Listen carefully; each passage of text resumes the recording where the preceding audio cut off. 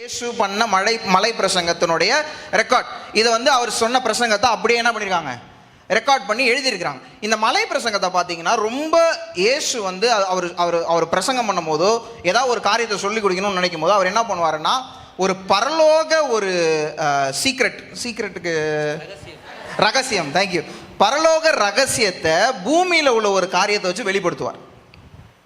அந்த பரலோக ரகசியத்தை பரலோக ரகசியமாகவே வெளிப்படுத்தினா எல்லாருக்கும் என்ன பண்ணாது, புரியாது. அவ்வளோ சீக்கிரத்தில் என்ன பண்ணாது, புரியாது. ரொம்ப அப்படியே படித்து ரொம்ப மேதாவியாக இருக்கவங்களுக்கு வேணாலும் புரியுமோ, ஆனால் வந்து எல்லாருக்கும் என்ன பண்ணாது, புரியாது. இயேசு என்ன பண்ணுவார், என்ன ஒரு காரியத்தை சொல்லணுனாலும் எந்த ஒரு காரியத்தை அவங்களுடைய சீஷர்கள் கற்றுத்தரணுனாலும் அதை எவ்வளோ சிம்பிளாக்க முடியுமோ என்ன பண்ணுவார், அதை சிம்பிளாக்கி எல்லாருக்கும் புரியுற மாதிரி. அது சின்ன குழந்தைக்கும் புரியும், பெரியவங்களுக்கும் புரியும், படித்தவங்களுக்கும் புரியும், படிக்காதவங்களுக்கும் புரியும், எல்லாருக்கும் புரியுற மாதிரி இயேசு என்ன பண்ணிடுவார், சிம்பிள் ஆக்கிடுவார். சிம்பிள் ஆக்குற மாதிரி தான் இந்த இடத்துல என்ன பண்ணுறாரு இயேசு, அந்த 13வது வசனத்தை சொல்கிறாரு, நீங்கள் பூமிக்கு உப்பாய் இருக்கிறீர்கள். எங்கேருந்து திடீருக்கு இயேசுக்கு உப்பு ஞாபகம் வந்துச்சுன்னு தெரியல. என்ன சொல்றாரு, உப்பா இருக்கிறீர்கள். ஒரு சென்டென்ஸ்ல என்ன பண்றாரு, உப்பா இருக்கிறீங்கன்னு சொல்லிட்டு என்ன பண்றாரு, உப்பு என்ன பண்ணிடுச்சு, உப்பானது சாரமற்று போனால் எதுனால் சாரமாக்கப்படும், அந்த இதை முடிச்சுறாரு. ஆனால் இதோட இன்னொரு கொஞ்சம் எக்ஸ்பிளைன் பண்ணுற ஒரு விஷயம் வந்து லூக்கால இருக்குது. லூக்கா 14வது அதிகாரம் 25வது வசனம், 14வது அதிகாரம் 25வது வசனத்தை வாசிக்கலாம். மைக்கில் வசா எல்லாரும் கேட்கும், அதனால சாரி. பின்பு அநேக ஜனங்கள் அவரோட கூட பிரயாணமாய் போகையில் அவர்களிடத்தில் அவர் திரும்பி பார்த்து, யாதொருவன் என்னிடத்தில் வந்து தன் தகப்பனையும் தாயையும் மனைவியையும் பிள்ளைகளையும் சகோதரரையும் சகோதரிகளையும் தன் ஜீவனையும் வெறுக்காவிட்டால் எனக்கு சீஷனாய் இருக்க மாட்டான். தன் சிலுவையை சுமந்து கொண்டு என் பின் செல்லாதவன் எனக்கு சீஷனாய் இருக்க மாட்டான். நீங்க பாருங்க, இப்ப இந்த 3 வசனத்துல நம்ம வாசிக்கிறோம். என்ன சொல்றாருன்னா, இயேசு அவருடைய சீஷனா மாறணும்னா எல்லாத்தையும் என்ன பண்ணணும், வெறுத்துட்டு அவருக்கு பின்னாடி என்ன பண்ணணும், வரணும். அவங்க அப்பா அம்மாவாக இருந்தாலும் சரி, அவங்க மனைவியாக இருந்தாலும் சரி, பிள்ளைகளாக இருந்தாலும் சரி, எல்லாரையும் இயேசுக்கு கீழே என்ன பண்ணிடணும், கொண்டு வந்துடணும். இயேசு தான் என்னது, நம்பர் 1. இப்போ சீஷர் ஆக்கிறத பற்றி பேசிட்டு இருக்கிறார். அடுத்த 3 வசனத்தை வாசிங்க, 28வது வசனத்துலேருந்து. உங்களில் ஒருவன் ஒரு கோபுரத்தை கட்ட மனதாயிருந்து அஸ்திபாரம் போட்ட பின்பு முடிக்க திராணி இல்லாமற் போனால் பார்க்கிறவர்கள் எல்லாரும், இந்த மனுஷன் கட்ட தொடங்கி முடிக்க திராணி இல்லாமற் போனான் என்று சொல்லி தன்னை பரியாசம் பண்ணாதபடிக்கு அதை கட்டி தீர்க்கதற்கு தனக்கு நிர்வாகம் உண்டோ இல்லையோ என்று முன்பு அவன் உட்கார்ந்து செல்லும் செலவை கணக்கு பாராமல் இருப்பானோ? அன்றியும் ஒரு ராஜா மற்றொரு ராஜாவோடு யுத்தம் செய்ய போகிற போது தன்மேல் 20,000 சேவகரோடு வருகிற அவனை தான் 10,000 சேவகரை கொண்டு எதிர்க்க கூடுமோ கூடாதோ என்று முன்பு உட்கார்ந்து ஆலோசனை பண்ணாமல் இருப்பானோ? கூடாதென்று கண்டால் மற்றவன் இன்னும் தூரத்தில் இருக்கும் போதே ஸ்தானாதிபதிகளை அனுப்பி சமாதானத்துக்கானவைகளை கேட்டுக்கொள்வானே. அப்படியே உங்களில் எவனாகிலும் தனக்கு உண்டானவைகளை எல்லாம் வெறுத்து விடாவிட்டால் அவன் எனக்கு சீஷனா இருக்க மாட்டான். போதும். முதல்ல என்ன பண்ணார், எப்படி சீஷனாக இருக்கணும்னு சொன்னார். 2வது, ஊழியம் செய்யும் போது ஒரு என்ன பண்ணுங்க, ஒரு பிளான்.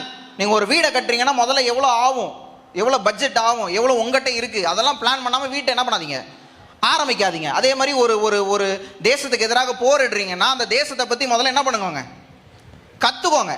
கற்றுக்கிட்டு அப்புறமா போருக்கு போங்க. இதெல்லாம் சீஷர் ஆகிறதுக்குள்ள பேசிட்டு வர நல்லா தான் வந்துட்டு இருக்கு. அடுத்த வசனத்தை வாசிங்க, 34வது வசனம். உப்பு நல்லது தான். போதும். இவ்வளோ நேரம் என்ன சொல்லிட்டு இருந்தாரு,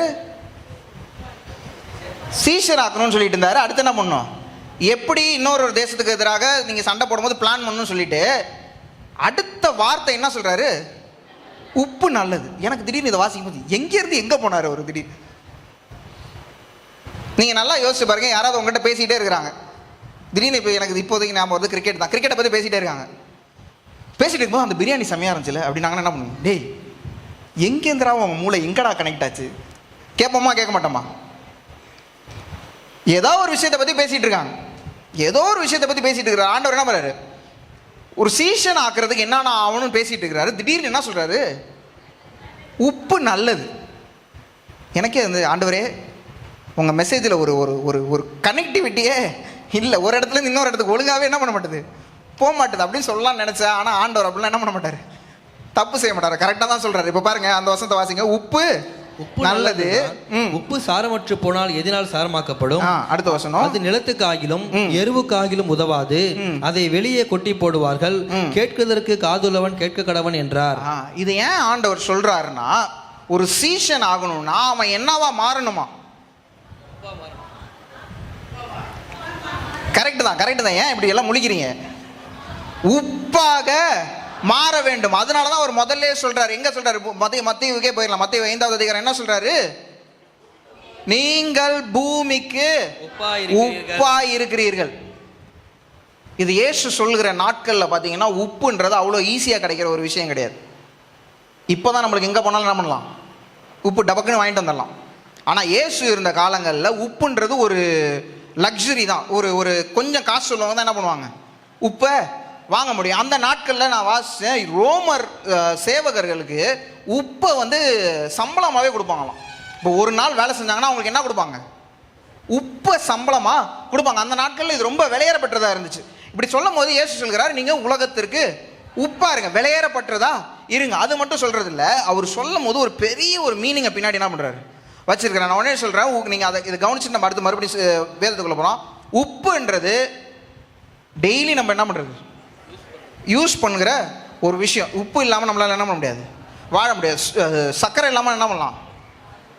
நான் ஒரு 3 வாரமாக சுத்தமாக சர்க்கரையை தொடவே இல்லை. இன்னைக்கு காலையில் ஒரு டீயை கொடுத்தாங்க, அதில் 3 வாரம் நான் விட்ட சர்க்கரையெல்லாம் வந்துருச்சு. அதில் 3 வாரமாக நான் சர்க்கரையை தொடவே இல்லை. சர்க்கரை தொடலைன்னா எதுவுமே எந்த ஒரு பொருளில் சாப்பிட்டாலுமே அதில் சுகரே இருக்கக்கூடாது, அந்த ஸ்வீட்னஸே இருக்கக்கூடாதுன்னு நான் அதை 3 வாரமாக ட்ரை பண்ணிகிட்டு இருக்கேன். 3 வாரத்தில் என் மூஞ்செல்லாம் அந்த புஸ்குன்னு இருந்ததெல்லாம் என்ன ஆயிடுச்சு, அப்படியே உள்ளே போயிடுச்சு எல்லாம். முன்னாடி இருந்த மாதிரி காலில் எந்திரிக்கும் போது முது வலி, கால் வலி, அந்த கை வலி, கீழே பெட்டில் படுத்தாலுமே எந்திரிக்கும் போது என்ன பண்ணும், அங்கங்கே வலிக்கும். அந்த வலிலாம் இல்லை, எல்லாம் சுத்தமாக கம்மியாயிருச்சு. கண் வந்து முன்னாடி கொஞ்சம் லைட்டாக மங்களாக தெரியுதுலாம் இன்னும் கிளியராக தெரியுது. 3 வாரத்திலேயே என் உடம்புல என்ன இருக்குது, அவ்வளோ இருக்குது. எதை நிறுத்தினதுனால, சர்க்கரையை நிறுத்தினதுனால. 3 வாரத்தை நான் உப்பு நிறுத்தினா என்ன ஆகும்?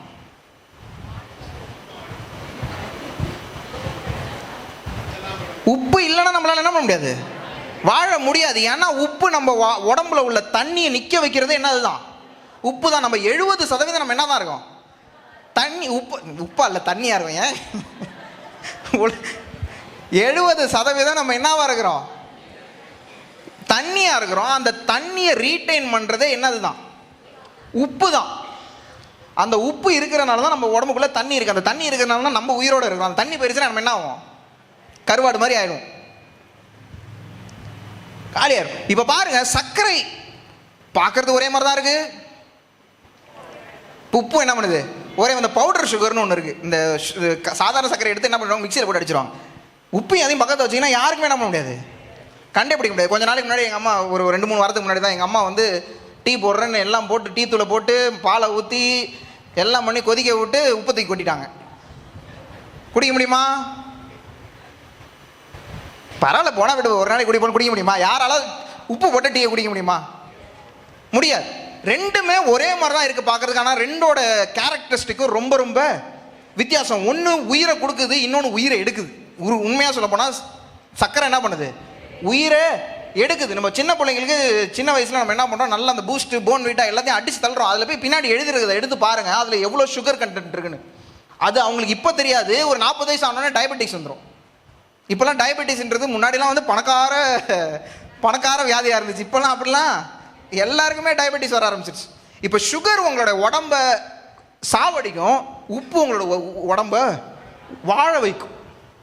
என்ன ஒரு ஆச்சரியம். இயேசு சொல்றாரு, நீங்க உப்பா இருங்க. நிறைய உப்பு. நான் இதை படிக்கும்போது எனக்கே ஆச்சரியமா இருந்துச்சு. இந்த ப்ரீதிங் சால்ட்னு ஒன்று இருக்கும். அது என்னன்னா, அந்த இப்படி எடுத்து அப்படின்னு மோந்து பார்த்தா அந்த ஒரு 10 செகண்ட்ஸ்க்கோ 20 செகண்டுக்கோ உங்களுடைய எல்லா கான்சன்ட்ரேஷன் எல்லாம் அப்படியே பயங்கரமாக உங்களுக்கு ஒரு இந்த வெயிட் லிஃப்டர்லாம் நீங்கள் வீடியோ பார்த்துருப்பீங்க. இந்த 200 கிலோ 300 கிலோ தூக்குறவங்கலாம் அந்த அப்படின்னு ஒரு மோந்துட்டு டப்புன்னு போய் தூக்கிடுவாங்க. ஏன்னா அந்த ஃபுல் எனர்ஜி என்ன பண்ணிடும், அது கொடுத்துரும். இன்னொரு விஷயம் வாசிச்சு, அந்த கோமால போகிறாங்க அப்படின்ற ஒரு தெரியுமா, இவங்க வந்து இன்னும் கொஞ்ச நாளில் இப்போ இன்னும் ஒரு 1/2 மணி நேரத்துக்குள்ள கோமாக்குள்ளே போயிட போகிறாங்க அப்படின்னு தெரிஞ்சுன்னா அவங்க மூக்கில் கொண்டு போய் அந்த உப்பை வைப்பாங்களாம். அது என்ன பண்ணுமோ, உயிர் அவங்களோட கோமாக்குள்ளே போகாமல் அவங்களோட எல்லாத்தையும் டக்குன்னு திருப்பி என்ன பண்ணிடுமோ, இழுத்துரும். ஜீவனை கொடுக்குற அளவுக்கு என்ன இருக்கு உப்புல, இது இருக்கு. இன்னொரு உப்பு படித்தேன். அந்த உப்பு வந்து பேத்திங் சால்ட் குளிக்கிற உப்பு. அந்த உப்பை தண்ணியில் போட்டுட்டு குளிச்சா நம்மளோட உடம்புல உள்ள அந்த போர்ஸ்லாம், அந்த நம்ம போர்ஸுக்கு என்ன சொல்லிட்டா, போர்ஸுக்கெல்லாம் தமிழில் என்ன சொல்ல,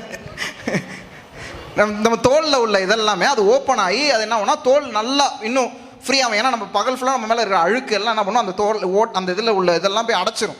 இதை உப்பு வச்சு குளித்தா என்ன ஆகுமா, அதெல்லாம் ஓப்பன் ஆகுமா. வீட்டுக்கு போனோடனே கல் உப்பு எடுத்து என்ன பண்ணணும், மூஞ்சில தேய்ச்சி இதெல்லாம் பண்ணீங்கன்னா நான் பொறுப்பு இல்லை, நான் இப்பயே சொல்லிட்டேன். இந்த உப்புக்கு இவ்வளோ இது இருக்குது. கொஞ்ச நாளைக்கு முன்னாடி ஒரு விளம்பரம் வந்துச்சு, உங்களுக்கு ஞாபகம் வந்து ஒருத்தன் பல்ல வைக்கிட்டு வந்துட்டு அப்படின்னுவோம், ஞாபகம் இருக்கா? உங்கள் டூத் பேஸ்ட்டில் உப்பு இருக்கா அப்படின்னு ஒரு அம்மா உடனே வந்துடுவாங்க. ஏன் பாத்ரூம்லாம் மைக் எடுத்துட்டு வராங்க பாருங்க. இப்போ எல்லாத்துலையும் என்ன ஆயிடுச்சு? உப்பு உள்ள வந்துருச்சு. ஆனால் இயேசு சொல்லும் போது இயேசு சும்மா இந்த விஷயத்தை என்ன பண்ணிட மாட்டார், டபக்குன்னு சொல்லிடலாம் போயிட மாட்டார். அவர் சொல்றாரு, உலகத்திற்கு உப்பாய் இருங்கள். 14,000 யூஸ் இருக்கான் உப்புக்கு. எவ்வளோ? 14,000. ஒரே 20-30 இருந்தால் கூட நான் படித்து உங்களுக்கு என்ன பண்ணியிருப்பேன் சொல்லி திரும்ப 14,000லாம் பார்த்தேன். இதெல்லாம் நம்ம தேவையே இல்லைன்ட்டு நான் என்ன பண்ணுறேன், விட்டுட்டேன். முட்டை கெட்டு போனதை கண்டுபிடிக்கிறது உப்பு தண்ணியில் போட்டால் உடனே கண்டுபிடிச்சிடலாம். எந்த முட்டை கெட்டு போச்சு, எந்த முட்டை நல்லா இருக்குன்றது உப்பு தண்ணியில் போட்ட உடனே என்ன பண்ணிடும், பாதி மதக்கிட்டு வரும், பாதி கீழே போயிடும். அப்பயே தெரிஞ்சு போயிடும் எது கெட்டு போச்சு எது நல்லதுன்னு. அந்த அளவுக்கு உப்புக்கு யூஸ் இருக்கு. இப்போ இயேசு சொல்லும் போது இது எல்லாத்தையும் பின்னாடி மைண்டில் வச்சு தான் அவர் என்ன பண்ணுறாரு சொல்றாரு. சொல்லும் போது சொல்றாரு, நீங்க என்ன இருங்க, உலகத்திற்கு உப்பாய் இருங்கள். இவ்வளோ பெரிய இன்ட்ரடக்ஷன் கொடுத்துருக்கேன் நான் வந்து உப்புக்கு மட்டும். இப்போதான் நான் செய்திக்குள்ளேயே போகிறேன்.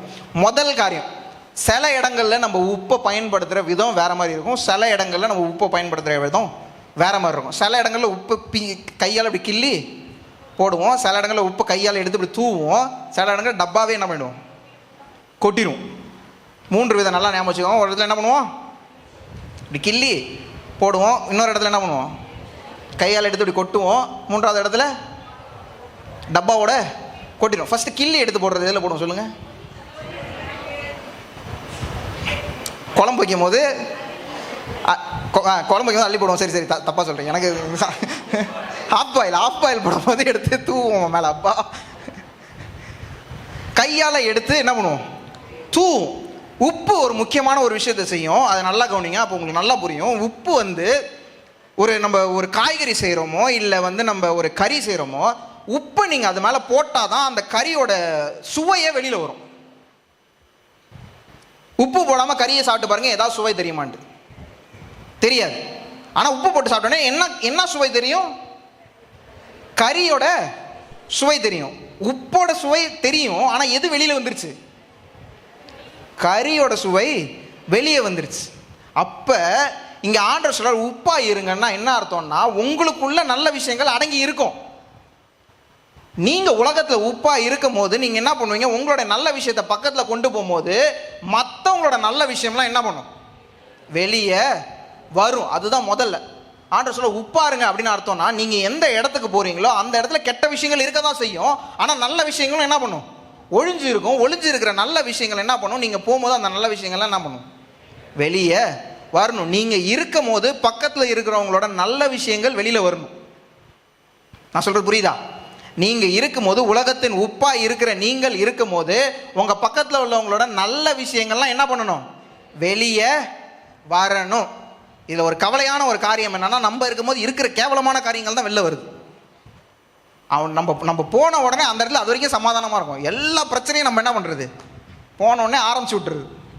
நம்ம போனோடனே அது வரைக்கும் அமைதியா இருப்போம். அவனை பயங்கரமா கோவப்படுத்தி அவனை கத்த விட்டு நம்ம எல்லாமே தலைகீழ தான் பண்றோம். ஏன் சொல்றாரு, உப்பா இருங்கன்னா நல்ல விஷயத்தை என்ன பண்ணுங்க, கொண்டு வாங்க. அவனுக்குள்ள கெட்ட விஷயமும் இருக்கும், நல்ல விஷயமும் இருக்கும். ஆனால் நீங்க போய் உப்பா இருக்கும்போது நீங்க வந்தீங்கன்னா அவனோட கெட்ட விஷயம் அவங்க நல்ல விஷயம் என்ன பண்ணும், வெளியே வரும். அந்த ஃப்ளேவர், அந்த சுவை என்ன பண்ணும், வெளியில ஒரு ஆண்டவர் சொல்றாரு, நீங்க உப்பா இருந்தீங்கன்னா உங்க கூட உள்ள மக்கள் உள்ள இருக்கிற நல்ல விஷயங்களை வெளியில கொண்டு வரவர்களா இருக்கணும். யாரும் ஆமேன்னு சொல்ல மாட்டீங்க? ஆமேன். நீங்க நல்ல விசுவாசியா நல்ல தேவனுக்கு பின்பற்றுறவர்களா இருந்தீங்கன்னா நீங்க எந்தெந்த இடத்துக்குலாம் போறீங்களோ அந்தந்த இடத்துல இருக்கிற நல்ல விஷயங்கள் வெளியில வரணும்.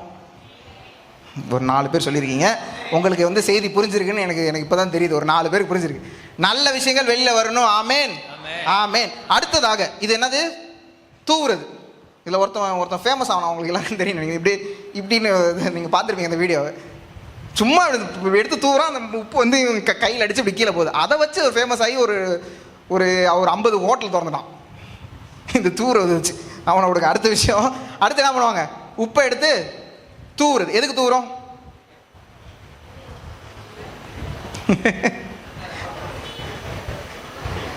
தூவுறது எதுக்குன்னா, நீங்க நல்லா கவனிங்க, ஒரு விஷயம் கெட்டு போகாம இருக்கணும்னா என்ன பண்ணுவாங்க, உப்பு எடுத்து மேல தூவாங்க. கருவாடு கெட்டு போகாம இருக்கிறது என்ன தூவும் மேல, உப்பை போடுவாங்க. அது என்ன ஆகும்? கருவாடு ஏற்கனவே செத்து போச்சு, எல்லாம் போச்சு. ஆனால் அதில் என்ன பண்ணாது? பாக்டீரியா எதுவும் வளராமல் இருக்கிறதுக்கு என்ன பண்ணுறாங்க? மேலே உப்பை தூவுறாங்க. அது என்ன பண்ணும்? ரொம்ப நாளைக்கு அது என்ன பண்ணும்? அப்படியே இருக்கும். இந்த உப்பு என்ன பண்ணுதுன்னா வேற எந்த தேவையில்லாத விஷயத்தையும் வளர விடாமல் நிறுத்திடும். இதுக்கு ஒரு 2 பேர் அலையிலையா சொல்லியிருக்காங்க. அல்லேலூயா. நீங்க உப்பா இருந்தீங்கன்னா அந்த இடத்துல தேவையில்லாத விஷயம் வளரக்கூடாது. ஆமென். உங்களுக்குள்ள நீங்க உப்பா இருந்தீங்கன்னா உங்க கூட உள்ளவங்களுக்குள்ள கசப்பு வளர கூடாது, வெறுப்பு வளர கூடாது, பாவம் வளர கூடாது. ஏன்னா உங்க உப்பு என்ன பண்ணும்? அது அப்படி வெளில வந்தானே அதை என்ன பண்ணிடும்? அதை க்ளோஸ் பண்ணிக்கிட்டே இருக்கும். அதை தான் ஏசு சொல்றாரு. நீங்க என்னதுங்க? உலகத்தின் உப்பாய் இருங்கள். முதல்ல என்ன பண்ணுங்க? தூங்க. அடுத்து என்ன பண்ணுங்க? இப்படி ஃபர்ஸ்ட் கிள்ளி போடுங்க. ரெண்டாவது என்ன பண்ணுங்க? தூங்க. மூன்றாவது ஒரு காரியம், டப்பாவோட கவுத்துருங்க. எதுக்கு டப்பாவோட கவுப்பாங்க தெரியுமா? பாக்கெட்டா உப்பு கொண்டாந்து கொட்டுவாங்க ஒரு இடத்துல. எங்க கொட்டுவாங்க? நிலத்துல என்ன பண்ணுவாங்க? நிலத்துல தேவையில்லாம இந்த இதெல்லாம் வளர்ந்துட்டே இருக்கும். இந்த புல், இந்த இதெல்லாம் வளர்ந்துட்டே இருக்கும். அந்த முள்செடி எல்லாம் வளரும். அப்போ அந்த நிலத்தை சுத்தமாக கொல்லணும். ஏன்னா அவங்க அடுத்து இதுக்கு ரெடி ஆகிறதுக்காக நிலத்தை கொல்லணும்னு என்ன பண்ணுவாங்கன்னா பெரிய ஒரு சாக்கை கொண்டாந்து அப்படியே என்ன பண்ணுவாங்க? டப்பாவோட கவுத்துருவாங்க. ஒரு காரியத்தை கொல்லணும்னா அதில் என்னத்தை பண்ணணும்? உப்பை டப்பாவோட கவுத்துணும். எனக்கு சின்ன வயசில் ஞாபகம் இருக்குது. எங்கள் வீட்டுக்கு வெளியில் இந்த நத்தை இருக்கும். எனக்கு இந்த நத்தையை கண்டாவே பிடிக்காது. எனக்கு உடம்புலாம் ஒரு மாதிரி இருக்கும். அது இப்போ நினச்சாலே எனக்கு ஒரு மாதிரி இருக்குது. நத்தையை பார்த்தாவே எனக்கு பிடிக்காது. அது எங்கே தான் போகனே தெரியல. எனக்கு அதை கேட்கணும்னு ஒரு கேள்வி வேறு இருக்குது. நீ எங்கே தான் போய் சொல்ல போகிற? அப்படியே மூஞ்சி தூக்கி இப்படியே போயிட்டே இருக்கு. எனக்கு கோபமாக வரும். எங்கே தான் போகுது இது? சும்மா ஒரு இடத்துல இருந்தாவது பரவாயில்ல. வீட்டு ஃபுல்லாக அது போகிற இடம்லாம் ஒரு லைனை வர போட்டுகிட்டே போகும். செம்ம டென்ஷன் ஆகும். அதை பார்த்தோன்னே நான் என்ன பண்ணுவேன்? எங்கள் வீட்டில் போய் அம்மா உப்பு வாங்கி வச்சுருப்பாங்க. போய் எடுத்து எதுக்கு வாங்கி வச்சிருக்காங்களோ தெரியாது. அன்றைக்கி ஏதாவது ப்ரோக்ராம் வந்திருக்கும், ஏதாவது ஒன்று இருக்கும், யாருக்கா சமைக்கிறதுக்காக உப்பு வாங்கி வச்சுருப்பாங்க. நம்ம எடுத்து எல்லாத்தையும் நத்த மேலே என்ன பண்ணுறது? ஒன்று ஒரு நாளைக்கு 30, ஒரு நாளைக்கு 40ன்னு கவுண்டிங்லாம் என்ன பண்ணுவோம்? சின்ன வயசுல எழுதி வச்சிருக்கோம். இப்போ ஒரு நத்தையை கொள்ளணும்னா என்ன கொட்டணும்? உப்பை கொட்டினா என்ன ஆகிடும்? நீங்களாம் பண்ணதே இல்லையோ? இல்லை இப்படி முழிக்கிறீங்களே. இப்போ ஒரு ஐடியா சொல்லி கொடுத்துருக்கீங்க. நீங்கள் நிறைய நத்தை சாவ போகுதுன்னு நினைக்கிறேன். ஒரு நத்தையை, உங்களுக்கு தேவையில்லாத ஒரு நத்தையை கொள்ளணும்னா அது மேலே என்னத்தை கொட்டணும்? உப்பை கொட்டணும். உப்பை கொட்டினா அது என்ன வேணும்? ஒன்று. ஒரு விஷயத்தை சாவடிக்கணும்னா அது மேலே என்னத்தை கொட்டணும்? உப்பை கொட்டணும். இப்போ யார் மேலே உப்பை கொட்டணும்?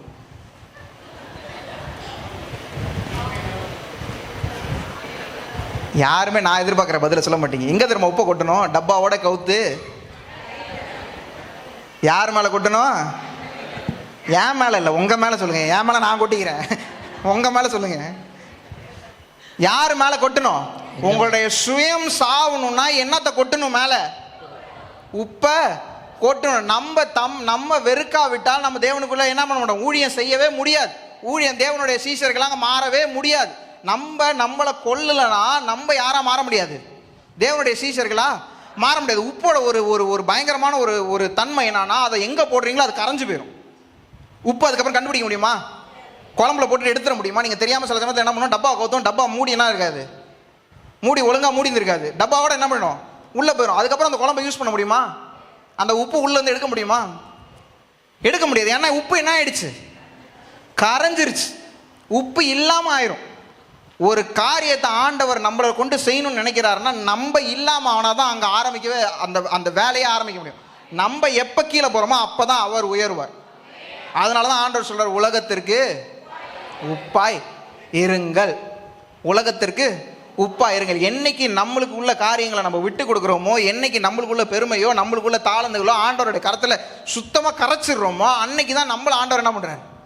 பயன்படுத்தவே ஆரம்பிப்பார். அதுதான் ஆண்டவர் சொல்றாரு, உலகத்திற்கு உப்பாய் இருங்க. இந்த 3 வசனத்தை சொல்லி, இந்த முதல் வசனத்தை சொல்லி முடிக்கிறார். 13வது வசனத்தை மறுபடியும் வாசிக்கலாம். நீங்கள் பூமிக்கு உப்பாய் இருக்கிறீர்கள். உப்பானது சாரமற்று போனால் எதனால் சாரமாக்கப்படும்? வெளியே கொட்டப்படுவதற்கும் மனுஷரால் மிதிக்கப்படுவதற்குமே ஒழிய வேறொன்றுக்கும் உதவாது. அடுத்த வசனம், நீங்கள் உலகத்துக்கு வெளிச்சமா இருக்கிறீர்கள். போதும். உப்பை பத்தி பேசினா திடீர்னு எங்க போயிட்டாரு? வெளிச்சத்துக்கு போயிட்டார். உப்புக்கும் வெளிச்சத்துக்கு ஏதாவது சம்பந்தம் இருக்கா? யாரும் சொல்ல மாட்டேங்க. உப்புக்கும் வெளிச்சத்துக்கும் ஏதாவது சம்பந்தம் இருக்கா? சம்பந்தம் இல்லை. ஆண்டவர் என்ன பண்றாரு? ஒரு டாபிக் விட்டு இன்னொரு டாபிக், அது முன்னாடி வாசித்த மாதிரி என்ன பண்ணிட்டாரு? ஜம்ப் பண்ணிட்டாரு. கிடையாது. உப்பு மடிஞ்சு போகும், வெளிச்சம் என்ன பண்ணும்? பிரகாசிக்க ஆரம்பிக்கும். நான் என்ன நினைக்கிறேன்னா, இந்த இடத்துல ஆண்டவர் என்ன சொல்றாரு, நீ உப்பா மடி, உன்னை வெளிச்சமா நான் என்ன பண்ணுவேன்? மாற்றுவேன். உப்பா நீ மடிஞ்சதுக்கப்புறம் உன்னை பிரகாசிக்க செய்வேன். எவ்வளோ அழகாக அவர் சொல்கிற காரியம் பாருங்க. நம்மளுக்கு படிக்கும் போது அது என்ன, அந்த கோர்வை தெரியாமல் இருக்கலாம். ஆனால் இந்த கோர்வை பாருங்க எவ்வளோ அழகாக அவர் கொண்டு போகிறார். நீ மடிச்சிரு, நீ நான் இல்லைன்னு சொல்லிடு, அடுத்து நான் உன்னை என்ன பண்ணுவேன்? உயர்த்த பிரகாசிக்க ஆரம்பிப்பேன். எவ்வளோ அழகாக சொல்லிட்டு வர அந்த வசனம். நீங்கள் உலகத்தின் மேல், உலகத்திற்கு வெளிச்சமாக இருக்கிறீர்கள். மலையின் மேல் இருக்கிற பட்டணம் மறைந்திருக்க மாட்டாது. மலையின் மேல் இருக்கிற பட்டணம் மறைந்திருக்க மாட்டாது. யோவான் 8வது அதிகாரம் 12வது வசனம் பாருங்க. மறுபடியும் இயேசு ஜனங்களை நோக்கி, நான் உலகத்திற்கு ஒளியாயிருக்கிறேன், என்னை பின்பற்றுகிறவன் இருளிலே நடவாமல் ஜீவ ஒளியை அடைந்திருப்பான் என்றார். போதும். மறுபடியும் இயேசு ஜனங்களை நோக்கி, நான் உலகத்திற்கு ஒளியாயிருக்கிறேன். 2 இடங்கள்ல இயேசு அவராகவே சொல்லியிருக்கிறார், நான் உலகத்துக்கு ஒளி. இப்போ ஆனால் என்ன சொல்றாரு? நீங்கள் உலகத்திற்கு வெளிச்சமாக இருக்கிறீர்கள். இவ்வளோ நாள் என்ன சொன்னாரு? நான் தான் ஒளியா இருக்கிறேன், நீங்க என்னவா இருக்கிறீங்க? இப்ப வெளிச்சமா இருக்கிறீங்க. இதை நல்லா கவனிங்க. சூரியன் இருக்கு, சூரியன் தானாவே என்ன பண்ணுது? வெளிச்சத்தை உருவாக்குது. ஏன்னா சூரியன்ல எரியிற அந்த சல்ஃபர் எல்லாம் சேர்ந்து என்னவாக வெளியில வருது? வெளிச்சமாக வெளியில வருது. நம்மளுக்கு இப்படி கொளுத்துன்னு கொளுத்துறது எதனால? ஐயோ, பயங்கரமான கேள்வி கேட்ட மாதிரி முடியல. இவ்வளவு சூடா இருக்கிறது எதனால? சூரியனாலையுமா? வேற எதனாலதான் இருக்க முடியும்? சூரியனாலதான் என்ன பண்ணுது? இவ்வளவு சூடு இருக்குது. ஆனா சூரியன் தானா வெளிச்சத்தை கொண்டு வருது. ஆனா நிலவு என்ன பண்ணுது? நிலவு தானா எரியுதா? இல்ல. ஆனா நிலவு என்ன பண்ணுது? பயங்கர வெளிச்சமா இருக்கு நைட் டைம்ல. ஏன்? சூரியனோட வெளி என்ன பண்ணுது? ஒளி என்ன பண்ணுது? அது ரிஃப்ளெக்ட் பண்ணுது, அதை பிரதிபலிக்குது. சில நாட்கள்ல நைட்ல பாத்தீங்கன்னா ஃபுல் மூன் இருக்கும்போது பாத்தீங்கன்னா நீங்க ஆல்மோஸ்ட் நீங்க நடந்து போகலாம். கண் என்ன பண்ணும்? நல்லாவே தெரியும், நல்ல வெளிச்சமாவே இருக்கும் நைட்ல. ஏன்னா அந்த நிலா என்ன பண்ணுது? சன்ல இருந்து அந்த வெளிச்சத்தை எடுத்து அது என்ன பண்ணுது? அது ரிஃப்ளெக்ட் பண்ணுது, அதை பிரதிபலிக்குது. அதை தான் இயேசு சொல்றாரு, நான் ஒளியா இருக்கிறேன், நீங்க என்னவா இருக்கிறீங்க? வெளிச்சமா இருக்கிறீங்க. நீங்க என்ன பண்ணணும்? வெளிப்படுத்தணும். அவர் முதல்ல உப்பு சொன்னார், அடுத்து எங்க போயிட்டாரு? வெளிச்சத்துக்கு போயிட்டார். வெளிச்சத்துக்கு போக சொல்றாரு, நீங்க முதல்ல என்ன பண்ணுங்க? வெளிப்படுத்துங்க. நான் தான் ஒளி, நீங்க வெளிப்படுத்துங்க. அதை சொல்லி முடிச்சோன்னே அவர் சொல்லுகிற விஷயம், மலை மேல் இருக்கிற பட்டணம் மறைந்திருக்க மாட்டாது. நீங்க ஒரு மலை மேல உங்களை நான் கொண்டு போய் வைக்கிறேன், உங்களை மறைக்க முடியாது. நீங்க மலை மேலெல்லாம் போனீங்கன்னா உங்களுக்கு தெரியும். இந்த ஊட்டி கொடைக்கானல்லாம் போனீங்கன்னா ஒரு 4 கிலோமீட்டர் 5 கிலோமீட்டர் தள்ளி ஒரு மலை மேல ஒரு இத்தினோண்டு ஒரு லைட் தெரியும். இங்க இருந்து பார்த்தா அந்த லைட் என்ன பண்ணும்? தெரியும். ஏன்னா அந்த லைட் இத்தினோண்டா இருந்தாலும் அதை என்ன பண்ண முடியாது? மறைக்க முடியாது. எப்படி இருந்தாலும் அந்த லைட்டு கண்ணுக்கு தெரியதான் செய்யும். ஆண்டவர் சொல்கிறாரு, நீங்க மலை மேல இருக்கிற பட்டணம் நீங்க சின்னதா எரிஞ்சாலும் அது என்ன பண்ணும்? மக்களுடைய கண்களுக்கு தெரியும். தெரிஞ்சு முடிஞ்சா அடுத்த வசனம் சொல்கிறார், வாசிங்க.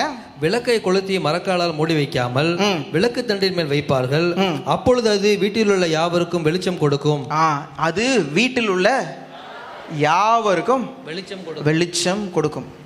இதுக்கு முன்னாடி அவர் சொல்றாரு, விளக்கை கொளுத்தி மரக்காலின் மேல, மரக்கால் வச்சு மூடி வைக்க மாட்டாங்க. எது மேல வைப்பாங்க? விளக்கு தண்டின் மேல் வைப்பார்கள். இப்போ ஒரு நல்ல காரியத்தை கவனிங்க. இயேசு சொல்றாரு, விளக்கை கொளுத்துறது அவரோட விஷயம், விளக்கு கொளுத்தி அதை எரிய வைக்கிறது நம்மளோட விஷயம். சாரி. ஆனா விளக்கு தண்டு மேல வைக்கிறது யாரோட விஷயம்? யாரோட வேலை? ஆண்டவருடைய வேலை. அவர் என்ன பண்ணுவார்? நம்மளை தூக்கி உயர்த்தி நம்மள ஒரு இடத்துல வச்சிருவார். வச்சதுக்கு அப்புறம் நம்மளோட வெளிச்சம் என்ன பண்ணும்? வீட்டில் உள்ள எல்லாருக்கும் நம்மளோட வெளிச்சம் பிரகாசிக்க ஆரம்பிக்கும். கீழே இருந்தே எரிஞ்சிட்டு இருந்தீங்கன்னா அதுக்கு யாருக்கு என்ன இல்லை? புரோஜனம் இல்லை. மேலே இருந்து ஏறி ஆரம்பிச்சிங்கன்னா தான் அது புரோஜனம். இப்போ ஒளி, ஆண்டவர் சொல்கிற ஒளி வீட்டுக்கு எல்லாருக்கும், வீட்டில் உள்ள எல்லாருக்கும் அது பிரோஜனமாக இருக்கும்னு சொல்கிறது. நம்ம வீட்டில் நீங்கள் நைட்டில் போய் கிச்சன் லைட் ஆன் பண்ணி பாருங்கள், உள்ளே யாரெல்லாம் இருப்பா? காக்ரோச். சீக்கிரம் சொல்லுங்க. வீட்டில் என்னமோ உங்கள் வீட்டிலலாம் வந்து திறந்த லைட் ஆன் பண்ண தூத நிற்கிற மாதிரிலாம் சொல்லிட்டு இருக்கீங்க. யார் இருப்பா? எங்கள் வீட்டில் போனீங்கன்னா ஒரு 4 எலி இன்னும் சுற்றிட்டு இருக்கு. உள்ள எலி, கரப்பாம்பூச்சி இருக்கிற எல்லா பூச்சியும் என்ன பண்ணும்? உள்ளதான் இருக்கும். அது இருள் இருக்கிற வரைக்கும் அதுவும் இருக்கும், நம்மளும் இருப்போம். நம்மளுக்கு என்ன பண்ணாது? தெரியவே தெரியாது. நைட்டு நீங்கள் எல்லாரும் என்ன பண்ணுறீங்க? பெட்லாம் லைட்லாம் ஆஃப் பண்ணிட்டு பெட்டில் படுத்து தூங்குறீங்க. உங்களுக்கு கீழே எத்தனை சுற்றிட்டு இருக்கு உங்களுக்கு தெரியுமா? இப்படி சொன்னோன்னே நிறைய பேருக்கு அப்படியே கால்லாம் அப்படியே ஆடுது. ஆஹா, நாங்கள் கொஞ்ச நாளைக்கு முன்னாடி பாப்பா சின்னதாக இருக்கும்போது அவள் தவழ ஆரம்பிச்சப்ப பெட்லேருந்து கீழே விழுந்துருவான்னு சொல்லிட்டு பெட்டை கட்டில் எடுத்துட்டு வெறும் பெட்டை மட்டும் தரையில் படுத்துருந்தோம் கொஞ்ச நாளைக்கு. ஒரு நாள் ஒரு கரப்பாம்பூச்சி என் வைஃப் கால் மேலே ஏறிடுச்சு. அவ்வளோதான். அடுத்த செகண்ட் கீழே இந்த கட்டில் எல்லாம் மேலே வந்து பெட்டெல்லாம் மேலே போய் அப்படியே ஒரு மேலே ஏறி இனிமேல் என் மேலே யாரும் படக்கூடாது அப்படின்னு ஆயிடுச்சு. வந்துச்சு. அது இருட்டில் தான் என்ன இருக்குது, இருட்டில் இருக்கும் போது நம்ம அது கூட அது நம்ம கூட தான் வாழ்ந்துட்டு இருக்கு. ஆனால் அந்த இருட்டில் இருக்கிறதுனால அது நம்ம கால் மேலே வந்தோடனே நம்மளுக்கு என்ன ஆயிடுது, பயம் வந்துடுது. இப்போ நம்ம கண்களுக்கு தெரியாமல் அதுங்களை என்ன தான் பண்ணிட்டு இருக்கு, உள்ளே சுற்றிக்கிட்டு தான் இருக்கு. இதுக்கு தான் வெளிச்சம் தேவை, உள்ள என்னென்னலாம் சுற்றிட்டு இருக்குன்னு கண்டுபிடிக்கிறது. நம்மளுக்கு தெரியாம இருளில் நம்ம இருக்கிற நம்ம குடும்பத்துக்குள்ள எத்தனை கரப்பாம்பூச்சி சுற்றிட்டு இருக்கு, எத்தனை எலி சுற்றிட்டு இருக்கு நம்மளுக்கு தெரியாம நம்ம கூடயே அதுங்கெல்லாம் என்ன பண்ணிட்டு இருக்கு, சுற்றிட்டு இருக்கு. நம்ம என்னைக்கு வெளிச்சமாக மாறுறோமோ அன்னைக்கு இதுங்கெல்லாம் என்ன பண்ணுவோம், வீட்டில் கிச்சனில் போய் லைட்டை போட்டு பாருங்க, நைட்டில் அடிச்சு பரண்டு தெரிச்சு ஓடுவாங்க எல்லாரும், பார்த்துறீங்களா? அது நம்ம வீட்டில் என்ன பண்ணணும், நடக்கணும். ஏன்னா நம்ம என்னவா இருக்கிறோம், வெளிச்சமா இருக்கிறோம். நம்ம வெளிச்சமா இருக்கும் போது தான் இந்த சுத்திகரிப்பு நடக்கும். சுத்திகரிப்புனா என்னது, இந்த தேவையில்லாத விஷயம்லாம் என்னது, வெளியே ஓடுறது. நம்ம எதுவுமே செய்யணும்னு அவசியம் இல்லை, நம்ம வெளிச்சமா இருந்தா போதும். நம்ம போய் நான் சில இடத்துல அடிக்க வேண்டியது இருக்குது, ஆனால் சில இடத்துல என்ன பண்ண மாட்டோம், நம்ம ஒண்ணுமே பண்ணதில்லை, லைட் ஆன் பண்ணா போதும், அது என்ன பண்ணிடும், ஓடி அது இருளை நோக்கி ஓடிடும். நீங்க வெளிச்சமா இருந்தா போதும், நீங்க போய் எதுவும் செய்யணும்னு கூட அவசியமே இல்லை. லைட்டை சுவிட்ச் ஆன் பண்ணோன்னே என்ன ஆயிடுவீங்க, வெளிச்சமா ஆயிடுவீங்க. வெளிச்சமா ஆகும் போது உங்களுக்கு தெரியாம உங்க வீட்டுக்குள்ளேயே இருக்கிற பாவங்கள், உங்க வீட்டுக்குள்ள இருக்கிற சாபங்கள் எல்லாம் என்ன பண்ணும், நீங்க வெளிச்சமாவது தானா தெரிச்சு ஓடும். ஆமென். இதுக்கும் கொஞ்சம் பேர் தான் ஆமேன்னு சொன்னீங்க, பரவாயில்ல, போனா போயிட்டு. நீங்க வெளிச்சம் ஆகும் போது உங்களுக்கு தெரியாம வளர்கிற காரியங்கள் எல்லாம் என்ன பண்ணும், தானாக ஓடும். இதுல ஒரு கவலையான ஒரு காரியம் என்னன்னா, நம்மளை எல்லாரையும் ஆண்டவர் வெளிச்சமாக கூப்பிட்டுருக்கிறாரு. இதில் நம்ம என்ன பண்ணுறோம்னா, சில இடங்களில் கலரை மாற்றிக்கிறோம். நான் இப்போ என்ன கலரில் இருக்கேன் தெரியல, வெள்ளை கலரில் இருக்கேனா, வெள்ளை இருக்கேனா நீளமாக இருக்கானான்னு தெரியல. நம்ம என்ன பண்ணுறோம், கலரை மாற்று. இப்போ நான் கருப்பாக இருக்கிறேன், என்ன காட்டு, என்ன பண்ணுது, அது வெள்ளையா காட்டுது. என்ன பிங்க் கலராக காட்டுன்னு சொன்னா என்ன ஆகும், என் கலர் மாறிடுச்சுல. நம்ம சில இடங்கள்ல வெள்ளையா இருக்க வேண்டியதை வெள்ளையா காட்டணும், கருப்பா இருக்க வேண்டியதை கருப்பா காட்டுற இடத்துல நம்ம என்ன பண்றோம்னா, நம்ம கலரை மாற்றி நல்ல விஷயத்தை கெட்ட விஷயத்தை நல்ல விஷயமா என்ன பண்றோம், காட்டிடுவோம். நான் கருப்பா இருக்கிறேன், என்ன பிங்கா காட்டிட்டு இருக்கு. இப்போ ஆனா நான் என்னதான் பண்ணணும், நான் கருப்பா இருக்கிறேன்னா கருப்பா தான் என்ன பண்ணணும், தெரியணும். அதுதான் வெளிச்சம். வெளிச்சத்துக்கு கலர்லாம் கிடையாது, வெளிச்சம்னா வெள்ளை தான். நம்ம தான் இந்த மாதிரி என்ன பண்றோம், டிஸ்கோ லைட்டை போட்டு மாத்திட்டு இருக்கோம். இதுல வேற இது நம்ம ஆட்கள்லாம் சில பேர் தேவையான இடத்துல மட்டும் லைட் ஆன் பண்ணி ஆஃப் பண்ணிக்கிறது. நான் சொல்றது உங்களுக்கு புரியுதுன்னு நினைக்கிறேன். என்னோட வெளிச்சம் இந்த இடத்துக்கு மட்டும்தான், சர்ச்சுக்குள்ள மட்டும்தான் என் வெளிச்சம் பளிச்சுன்னு தெரியும். வெளில போனால் லைட் ஆஃப் பண்ணிட்டு அடுத்த வாரம் வந்து நான் லைட் ஆன் பண்ணிக்கிறேன்ட்டு நிறைய பேர் விட்டுட்டு என்ன லைட் ஷோலாம் காட்ட வேண்டியதாக இருக்கு பாருங்க, உங்களுக்கு புரிய வைக்கிறது. நிறைய பேர் செய்கிற காரியம் இதுதான். சபைக்குள்ள இருக்கும்போது நல்ல வெளிச்சமா இருப்பாங்க, சபையை விட்டு வெளில போனா கலரை மாத்துறது. கலரை மாத்துறதுக்கு ஆண்டவர் உங்களை அழைக்கவே இல்லை. உங்களுக்கு ஒரு கலர் தான். யாருமே ஒத்துக்க மாட்டீங்களே, உங்களுக்கு ஒரு கலர் தான். அந்த லைட் எரிஞ்சா எரிஞ்சிட்டு தான் இருக்கணும். ஆஃப் பண்ணி போடுறது பேர் லைட்டு கிடையாது. நீங்க அதான் ஆண்டவர் சொல்ற, நீங்க வெளிச்சமா இருக்கிறீங்க, நீங்க வெளிச்சத்தை காட்டுங்க, டார்ச் லைட் அடிங்கன்னு சொல்லல. ஃபாதர் ஒரு பாட்டில் பாடிடுறாரு, நான் உலகெல்லாம் டார்ச் அடிப்பேன்ட்டு. அதுக்கு ஆண்டவர் கூப்பிடல, உங்களை டார்ச் அடிக்க கூப்பிடவே இல்லை. ஆண்டவர் சொல்ற, நீங்க தான் ஒளிச்சம், நீங்க தான் வெளிச்சம். உங்களை ஆன் பண்ணி ஆஃப் பண்றதுக்குலாம் உங்களுக்கு பவரே கிடையாது. உங்களுடைய கலரை மாத்திக்கிறதுக்குலாம் உங்களுக்கு பவரே கிடையாது. உலகத்துக்கு ஒரு வேஷம், சபைக்கு ஒரு வேஷம்லாம் பண்றதுக்கெல்லாம் இங்க என்ன கிடையாது, இடமே கிடையாது. நீங்க இங்க எப்படி இருக்கிறீங்களோ அங்க அப்படியே தான் வெளியிலையும் இருக்கணும். ஆனா ஒரு கவலையான காரியம் என்னன்னா, 90% கிறிஸ்தவர்கள் உள்ள சபையில வேற மாதிரி இருப்பாங்க, சபையை விட்டு வெளியில போகும்போது வேற மாதிரி இருப்பாங்க. இங்கேயும் நிற்பாங்க, இப்போ ஒரு விக்கிரக ஆராதனை நடக்கிற இடத்துலையும் போய் நிற்பாங்க. ஒரு வெளிச்சம் வரும்போது எப்படி இருள் இருக்க முடியும்? நான் சொல்றது உங்களுக்கு புரியுதுன்னு நினைக்கிறேன். ஒரு வெளிச்சம் உள்ள வரும்போது எப்படி இருள் இருக்க முடியும்? இருள் இருக்கிறதுக்கு வழியே கிடையாது. அங்க இருள் என்ன பண்ணிடணும், ஓடிடணும். அப்படி இருள் போவாதுன்னு தெரிஞ்சு அந்த வெளிச்சம் அங்க போவே கூடாது. முதல்ல என்ன கேட்டா அந்த வெளிச்சம் என்ன பண்ணக்கூடாது, போவே கூடாது. ஏன்னா இந்த தீ என்ன ஆயிடும், மங்கி அணைஞ்சிரும். அந்த வசனத்தை மறுபடியும் வாசிக்கலாம். 14வது வசனம். நீங்கள் உலகத்துக்கு வெளிச்சமாக இருக்கிறீர்கள். ம். மலையின் மேல் இருக்கிற பட்டணம் மறைந்திருக்க மாட்டாது. விளக்கை கொளுத்தி மரக்காலால் மூடி வைக்காமல் விளக்கு தண்டின் மேல் வைப்பார்கள். போதும். விளக்கை கொளுத்தி மரக்காலால் மூடி வைக்காமல். ஒரு ஒரு ஒரு கேண்டிலை கொளுத்தி மேலே ஒரு பாத்திரத்தை வச்சு மூடி வச்சு பாருங்க, எவ்வளோ நேரம் அந்த கேண்டில் எரியும்? சீக்கிரம் ஆஃப் ஆயிடும். சீக்கிரம் ஆஃப் ஆயிடும். ஏன்னா அந்த கேண்டில் என்ன பண்ணும், உள்ள ஆக்சிஜன் எல்லாத்தையும் என்ன பண்ணிடும், எரிச்சிடும். அதுக்கப்புறம் அந்த ஆக்சிஜன் இல்லாதனால அதெல்லாம் என்ன பண்ண முடியாது, எரிய முடியாது. ஆண்டவர் சொல்றாரு, நீ உன்னோட வெளிச்சத்தை பெற்றுக்கொண்டு நீ இந்த வெளிச்சத்தை வெளியில காட்டலனா உன் வெளிச்சம் என்ன ஆயிடும், நின்றுடும், அணைஞ்சிரும்.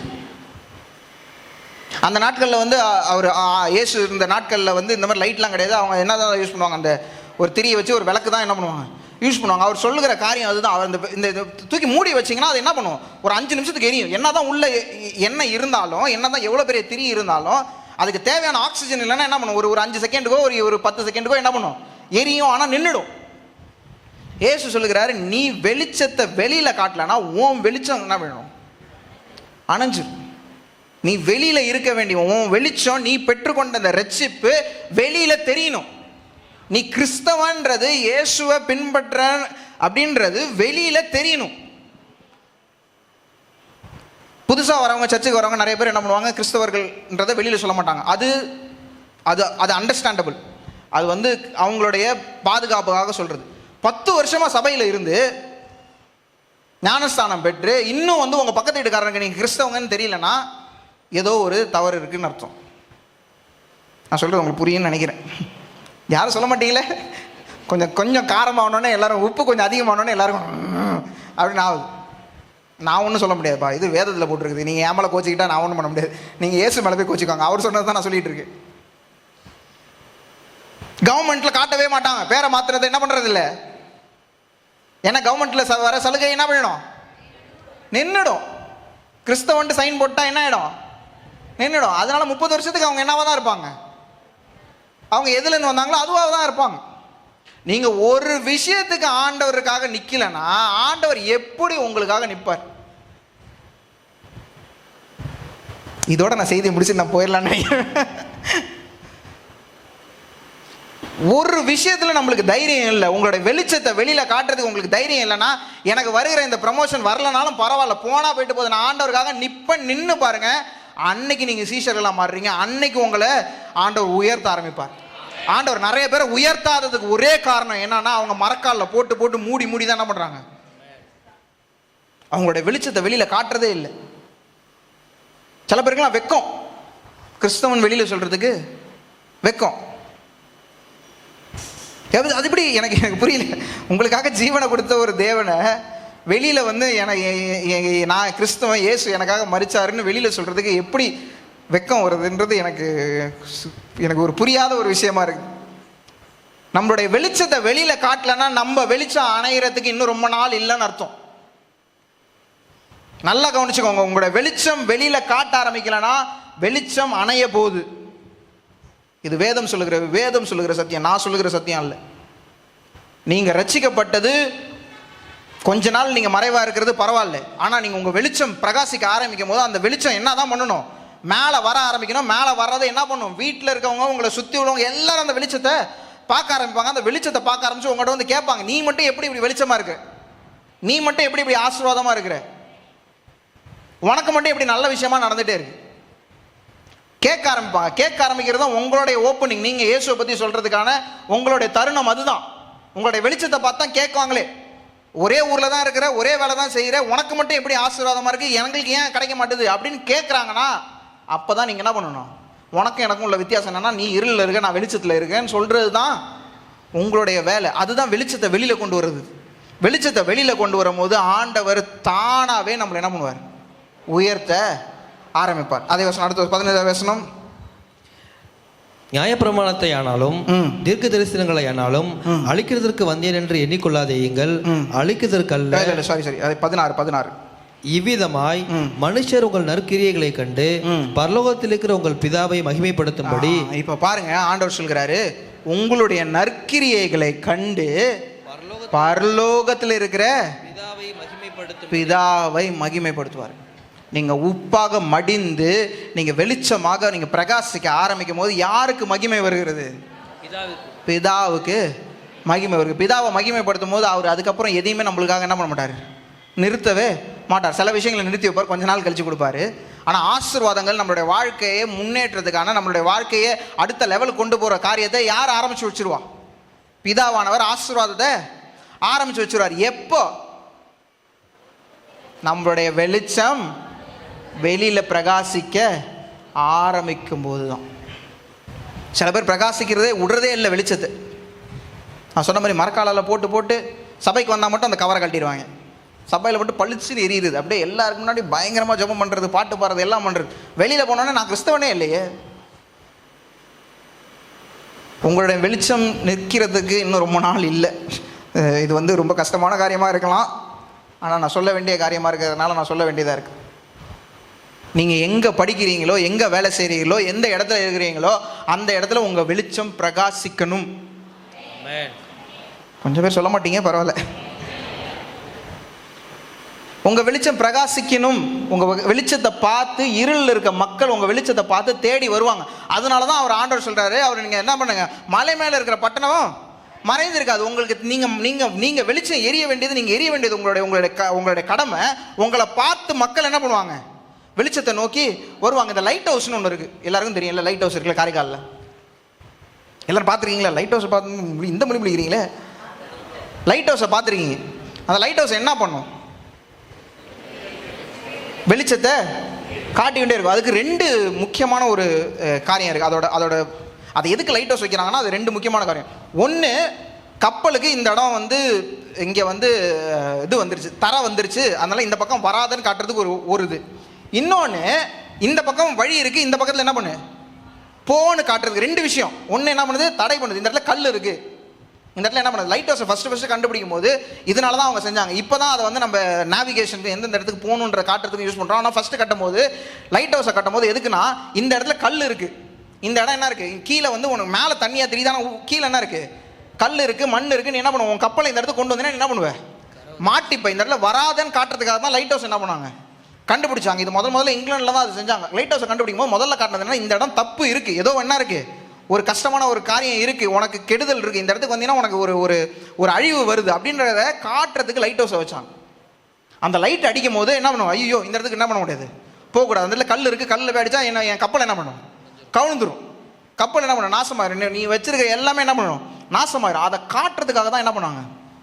லைட் ஹவுஸை உருவாக்கினாங்க. ஆண்டவர் சொல்ற, உன் வெளிச்சம் வெளியில் வரும்போது அந்த இடத்துல டேஞ்சர் இருக்குது, உன் வெளிச்சம் என்ன பண்ணும்? அதை காட்டும். இந்த இடத்துக்கு நீ என்ன பண்ணாத, போவாத, இந்த காரியத்தை செய்யாது. இந்த காரியத்தை செஞ்சினா உனக்கு என்ன இருக்கு? அழிவு இருக்கு. உங்கள் வெளிச்சம் தானாக அதை என்ன பண்ணும்? காட்ட ஆரம்பிக்கும். ஆமீன் சொல்ல மாட்டாங்க? ஆமீன். உங்கள் வெளிச்சம் தானாக அதை காட்ட ஆரம்பிக்கும். இன்னொரு விஷயம், அந்த வழியில் போவாத, இந்த வழியில் வா. முதல்ல நீ என்ன பண்ணு, இது டேஞ்சர், ஆனால் அந்த டேஞ்சரை தாண்டி வர்றதுக்கு உனக்கு என்ன இருக்குது? இன்னொரு வழி இருக்குது. நீ அந்த வழியாக போவாத, இந்த வழியாக வா. உங்கள் வெளிச்சம் என்ன பண்ணும்?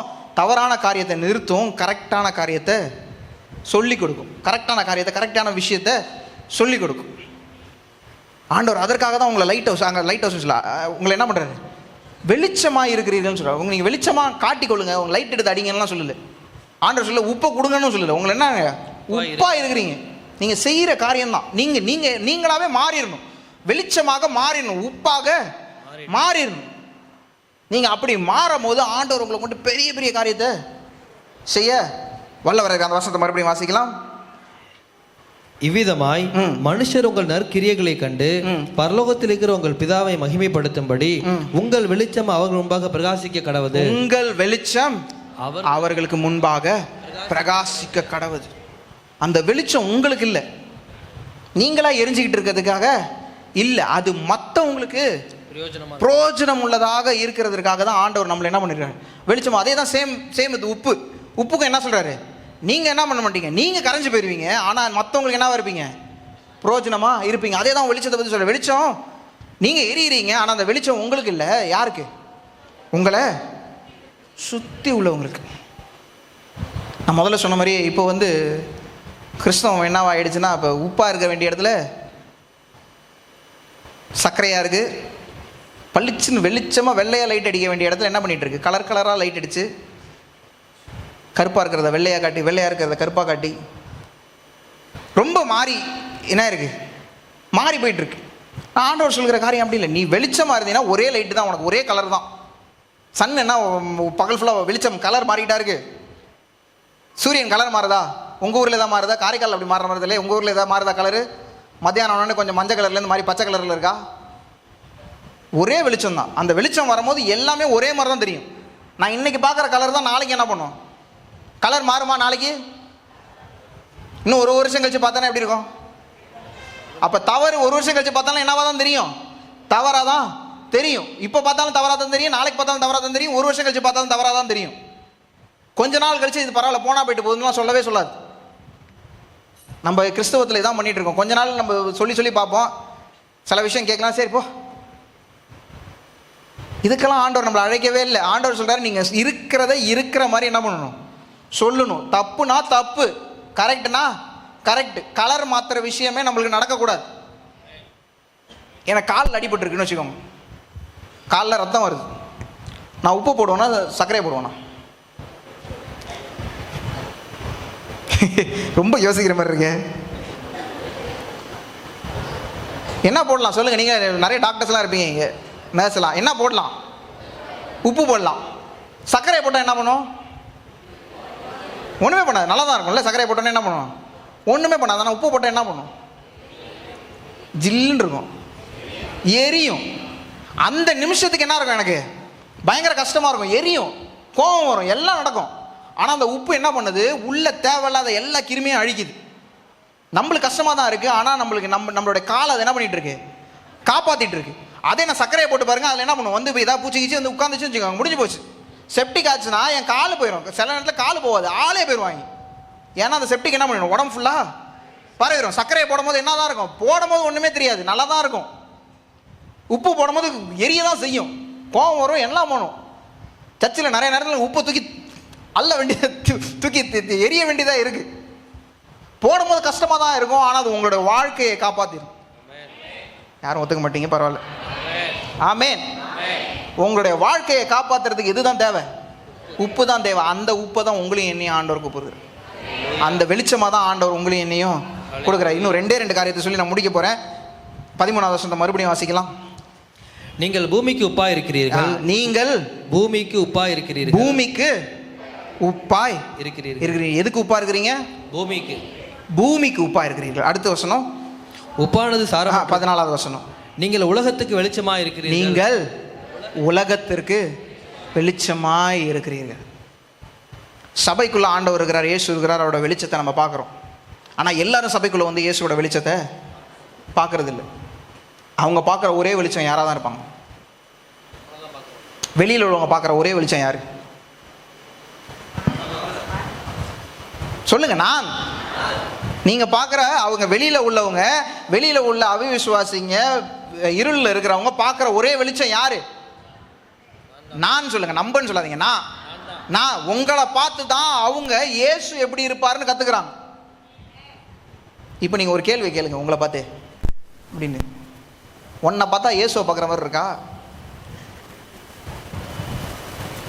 கேளுங்க. நான் என்னை பற்றி நிறைய தடவை கேட்டிருக்கேன் அந்த கேள்வியை. உன்னை பார்த்தா இயேசு பார்க்குற மாதிரி? கண்டிப்பாக நான் உங்களுக்கு முன்னாடியே சொல்லிடுறேன், கண்டிப்பாக இல்லை. ஆனால் இயேசு என்ன சொல்லுகிறார்? வெளிச்சம், என்னோட வெளிச்சத்தை நீ ரிஃப்ளெக்ட் பண்ணு. அவங்க பார்க்குற ஒரே வெளிச்சம் நம்ம தான். நம்மளுடைய வாழ்க்கையை பார்த்து தான் அவங்க இயேசு யாருன்னு என்ன பண்ணுறாங்க, தெரிந்து கொள்கிறாங்க. நீங்கள் வாழ்கிற வாழ்க்கையை பார்த்து தான், நீங்கள் உங்கள் தெருவில் இருக்கிற வாழ்க்கையை பார்த்தா சில இடங்கள்ல நீங்கள் வந்து சுவிசேஷம் சொல்லணும்னு அவசியமே கிடையாது. உங்கள் வாழ்க்கையை பார்த்தே ரசிக்கப்பட்டுருவாங்க. உங்கள் வாழ்க்கையை பார்த்தே உங்கள்கிட்ட வந்து கேட்பாங்க, எப்படி உங்களுக்கு இது மட்டும் நடக்குது? நீ எப்படி இவ்வளோ சந்தோஷமா இருக்கு? இவ்வளோ கஷ்டம் உன்னை சுற்றி, இவ்வளோ பிரச்சனை இருக்கு, ஆனால் நீ மட்டும் எப்படி சிரிச்சிட்டு இருக்கு? எப்படி உனக்கு சந்தோஷமா இருக்கு? அது உங்களுக்கு சுவிசேஷம். அதனால தான் ஆண்டவர் சொல்றார், நீங்கள் உலகத்துக்கு ஒளியாக இருக்கிறீங்க, சபைக்கு இல்லை. சபைக்கு யார் ஒளியாக இருக்கிறா? அப்பா என்ன இயேசு, வேற யாரு? சபைக்கு யார் வெளிச்சமா இருக்கிறா? சபைக்கு யார் ஒளியா இருக்கிறா? இயேசு தான், ஆண்டவர் தான் ஒளியா இருக்கிறார். உலகத்துக்கான யார் இருக்கிறா? நம்ம தான். நம்ம மூலியமா தான் இயேசு என்ன பண்ண முடியும்? நம்ம காட்ட முடியும். நம்ம வெளியில போகும்போது நம்மளை பார்த்து தான் இயேசு, இவங்க பாருங்க இயேசுவை பின்பற்றவங்க இப்படி இருக்கிறாங்க, அப்போ நம்ம இயேசுவை கற்றுப்போம் அப்படின்னு சொல்லி இயேசுவை பற்றி தெரிஞ்சு கொள்வோம். அப்போ தான் மக்கள் என்ன பண்ணுறாங்க, உள்ள இருக்க. அதனால தான் சொல்கிறாங்க ஆண்டவர், நீங்கள் உலகத்திற்கு வெளிச்சமாக இருக்கிறீர்கள், சபைக்கு வெளிச்சமாக இருக்க. நிறைய பேர் சபைக்குள்ளே வெளிச்சமாக இருக்கிறாங்க, உலகத்துக்கு வெளிச்சமாக இருக்கிறது. சபைக்குள்ளே வரும்போது வேற ஆள், வெளியே வரும்போது என்னது வேற ஆள். சபைக்குள்ளே வரும்போது ஜாஸ்மின், வெளியில் போனால் மல்லிகா. எங்கே எப்பா உங்கள் லெவல் ஆஃப் திங்கிங்லாம் வேற லெவலில் போயிட்டு இருக்கு. அதே கிறிஸ்தவ பேராக இருக்கும், வெளியில் பார்த்தா அதே பேர் தான் அப்படியே தலையில் என்ன பண்ணணும், அப்படியே மாறிடும். ரொம்ப ஆச்சரியமாக இருக்கும். சில இடங்கள்லாம் ஆண்டவர் வந்து இப்படிலாம் அறிவை கொடுத்துருக்காருன்னு நம்ம யோசிக்கிற மாதிரி இருக்கும். அது இது எதுக்கெல்லாம் இந்த மாதிரி விஷயத்தை தான் பயன்படுத்துவாங்க. ஆண்டவர் சொல்ல, நீங்கள் உலகத்துக்கு ஒரு வேஷம்லாம் என்ன பண்ணாதீங்க, போடாதீங்க. உங்களுடைய வெளிச்சம் இங்கே இருக்கிற வெளிச்சம் மாதிரி தான் அங்கே இருக்கணும்.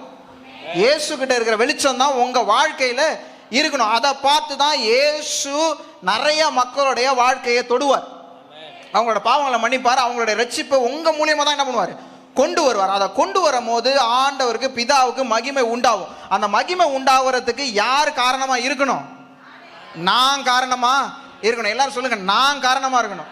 நான் காரணமா இருக்கணும். என்ன பார்க்கும் போது அவங்க இயேசுவோட ரிஃப்ளெக்ஷனை பார்க்கணும், என்ன பார்க்கும் போது இயேசுவை பார்க்கணும். சொல்ல மாட்டீங்களே ஆமேன்னு சொல்லலண்ணா. என்ன பார்க்கும் போது இயேசுவை பார்க்கணும்.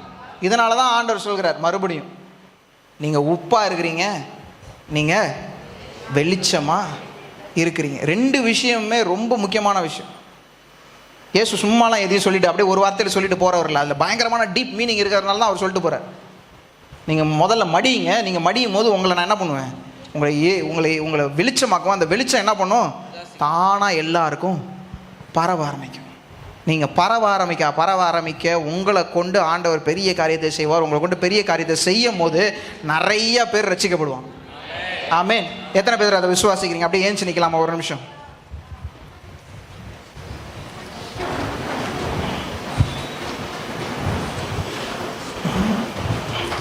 அப்படியே கண்களை மூடிட்டு ஆண்டவர் சொல்லலாம், ஆண்டவரே அப்பா, உலகத்துக்கு வெளிச்சமாய் நீர் எங்களை மாற்றுங்க, உலகத்திற்கு உப்பாக எங்களை மாற்றுங்க ஆண்டவரே.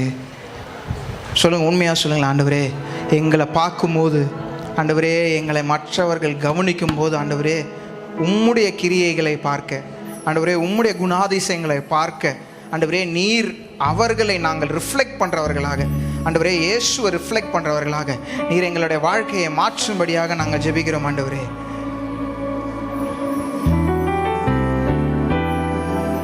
உலகத்திற்கு வெளிச்சம் நான், இந்த ஊரெல்லாம் ஒளி வீசுவே. உலகத்திற்கு வெளிச்சம் நான், எல்லாரும் சொல்லுங்களேன், இந்த ஊரெல்லாம் ஒளி வீசுவே. மறுபடியும் சொல்லலாமா? உலகத்திற்கு வெளிச்சம் நான், இந்த ஊரெல்லாம் ஒளி வீசுவே. உப்பாக பரவிடுவே, உப்பாக பரவிடுவே. நான் எப்போதும் சுவை தருவே, உப்பாக பரவிடுவே. நான் எப்போதும் சுவை தருவே. மறுபடியும் சொல்லலாம், உலகத்துக்கு வெளிச்சம் நான், உலகத்திற்கு வெளிச்சம் நான், இந்த ஊரெல்லாம் ஒளி வீசுவே. உலகத்துக்கு வெளிச்சம் நான், இந்த ஊரெல்லாம் ஒளி வீசுவே. உப்பாக பரவிடுவே, நான் எப்போதும் சுவை தருவே. உப்பாக பரவிடுவே, உப்பாக பரவிடுவே. நான் எப்போதும் சுவை தருவே. இந்த உலகத்திற்கு உப்பாக இருக்கிறதற்கு, இந்த உலகத்திற்கு வெளிச்சமாய் இருக்கிறதற்கு நமக்காகவே ஆண்டவர் ஆவியானவரை அருள் இருக்கிறார். நம்மளுடைய வாழ்க்கையை சீரமைக்க, நம்ம போக வேண்டிய இடங்களை நமக்கு காட்ட அவர் வல்லமையின் ஆவியானவராக இருக்கிறார். நம்மகிட்ட சொல்ல, ஆண்டவர்கிட்ட சொல்ல, ஆண்டவரே நாங்கள் பழுதான பாத்திரம், ஆண்டவரே உலகத்துக்கு எப்படி நாங்கள் உப்பா இருப்போம், நாங்கள் உலகத்துக்கு எப்படி வெளிச்சமாக இருப்போம். ஆனால் ஆவியானவர் சொல்கிறார், ஆவியானவர் நம்மை வணைந்து நம்மை உருவாக்கி மலை மேல் இருக்கிற பட்டணமாக உயர்த்தி வைக்கிறவராக இருக்கிறார். அப்படியே கரங்களை உயர்த்தி சொல்லுங்களேன், ஆண்டவர் இன்னைக்கு ஆண்டவரே, ஆவியானவரே எங்களுடைய வாழ்க்கையை மாற்றுங்க ஆண்டவரே, எங்களை வணைங்க ஆண்டவரே, மலை மேல் உள்ள பட்டணமாக எங்களை உயர்த்துங்க அப்பா. எங்களுடைய வெளிச்சம் எங்களை சுத்தி உள்ளவர்களுடைய இருளை போக்குகிற வெளிச்சமாக நீர் மாற்றும்படியாக நாங்கள் கேட்கிறோம். எல்லாரும் சத்தத்தை உயர்ந்து சொல்லுங்க, ஆண்டவரே எங்களுடைய வெளிச்சம் பிரகாசிக்கட்டும் அப்பா, எங்களுடைய வெளிச்சம் பிரகாசிக்கட்டும் ஆண்டவரே. எங்களுடைய வெளிச்சத்தை கண்டு இருளில் இருக்கிற மக்கள் ஆண்டவரே உம்மை நோக்கி வர நீர் எங்களுக்கு கிருபையை தரும்படியாக நாங்கள் ஜெபிக்கிறோம் ஆண்டவரே. ஆண்டவரே எனக்கு இந்த நாள்ல என்னை விடுதலை ஆக்குனதற்காக நன்றி. ஆண்டவரே இந்த நாள்ல எனக்கு ரட்சணியத்தை கொடுத்ததற்காக உமக்கு நாங்க நன்றி செலுத்துகிறோம்.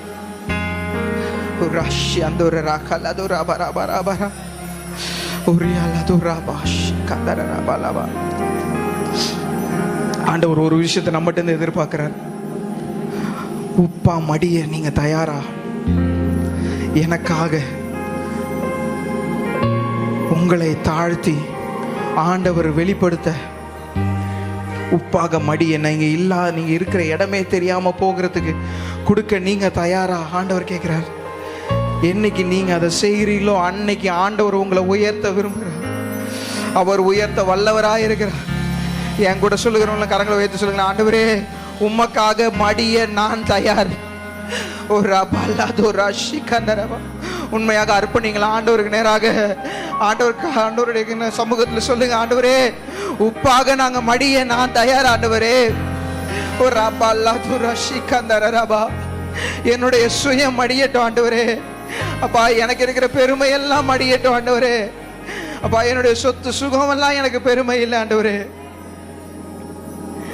நீங்க என்னோடு கூட இருக்கிறது தான் அப்பா எங்களுக்கு கிடைச்ச மிகப்பெரிய ஸ்லாக்கி ஆண்டவரே. உண்மையாக அர்ப்பணிக்கிறவங்களாம் கரங்களை உயர்த்தி சொல்லுங்களேன், ஆண்டவரே என்னை அர்ப்பணித்து உம்முடைய கருத்துல நாங்கள் அர்ப்பணித்தோம் ஆண்டவரே. சொல்லுங்க, உண்மையா சொல்லுங்க, ஆண்டவரே உள்ளமுடல் எல்லாமே உமக்கு தந்தேனையா, உள்ளமுடல் எல்லாமே உமக்கு தந்தேனையா, ஒரு கள்ளம் கபடம் இல்லாமல் காத்து கொள்ளுமையா, கள்ளம் கபடம் இல்லாமல் காத்து கொள்ளுமையா, அர்ப்பணித்தே நான் அர்ப்பணித்தே அர்ப்பணித்தே நான் அர்ப்பணித்தே, ஆவி ஆத்ம சரீரம் அர்ப்பணித்தே, என் ஆவி ஆத்ம சரீரம் அர்ப்பணித்தே, அப்பா என்னை முழுவதும் அர்ப்பணித்தேனையா, உயிரோடு இருக்கும் நாளெல்லாம் உமக்கு சொந்தமையா, அப்பா என்னை முழுவதும் அர்ப்பணி